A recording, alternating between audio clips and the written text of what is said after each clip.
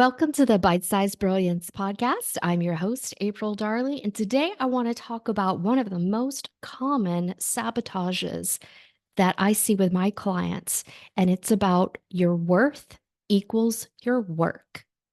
Now, it's a really common money block if you've ever done any money mindset work, but the reason that this particular sabotage, your work equals your worth, is so insidious because it activates both your survival brain, which is worried about your money situation, because money is how you get all the things in the modern day life.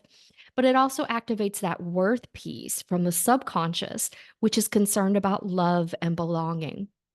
So when you talk about my work equals my worth, this can really hit you in certain times of your life where you retire, you become an empty nester, you get laid off from your work, or you're in your job and you really don't like what you're doing. But if you quit it, then who are you?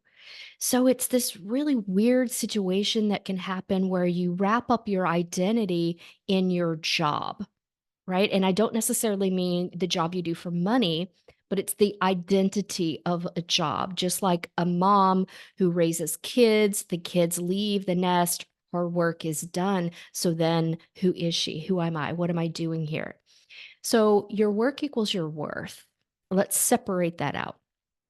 Now, I love to tackle the concept of worth because there's so much in that. It's self esteem, confidence, how you view yourself.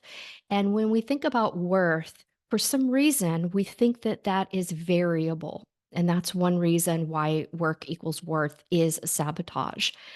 But your worth is inherent, and nobody can take that away from you. So I'm going to use a money example to illustrate that because we tend to pay attention to money. Our survival brain is our default brain and it runs the show.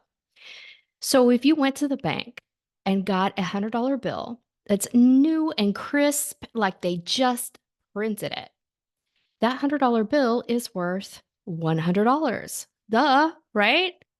Now, let's say you crumple it up because those fresh bills, they're sticky and you don't want to accidentally spend an extra hundred when you didn't mean to. So you crumple it up. You give it a little bit of texture. Now, that bill is still worth $100 when it's wrinkled, crumpled, textured. Now imagine you run that $100 bill through the mud, you've washed it, you've dried it, it's even faded or ripped a little. Guess what? It's still worth $100. The worth of that bill didn't change despite what you did to it. It's always going to be worth $100. And so are you, my friend, always going to be worthy no matter what life experiences you have felt crumpled you, or you got a little muddy, you had stuff happen. You're still worthy. And if you feel like you're not worthy, then you do want to tackle that because that is a story that you are telling yourself.